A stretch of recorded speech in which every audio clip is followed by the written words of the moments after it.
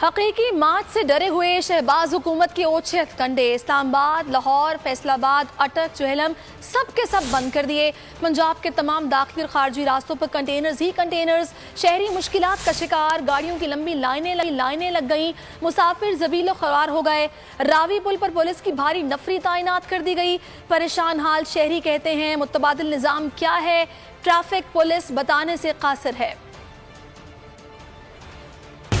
मुश्किलात का शिकार शहर जाम, नाम निहाद ऑपरेशन, रास्ते सील कर दिए। इस्लामाबाद जाने वाले दाखिली और खारजी रास्ते बंद, लाहौर के तमाम रास्ते सील कर दिए गए। रावलपिंडी को कंटेनर्स लगाकर बंद कर दिया गया। रावी पुल पर पुलिस की भारी नफरी तैनात। मोटरवे को हारून पुल और चर्च इंटरचेंज से बंद कर दिया गया। दरिया जेलम पुल पर भी कंटेनर्स लगा दिए गए। परेशान हाल शहरी कहते हैं मुतबादिल निज़ाम क्या है, ट्रैफिक पुलिस बताने से कासिर है। सारे पासों रुकावटें हैं, कोई ऐसी जगह नहीं जिस तरह से कोई मजदूरी को कर सके इंसान। अवाम परेशान है, यहाँ से एम्बुलेंस नहीं गुजर सकती। रोड बंद है, बड़ी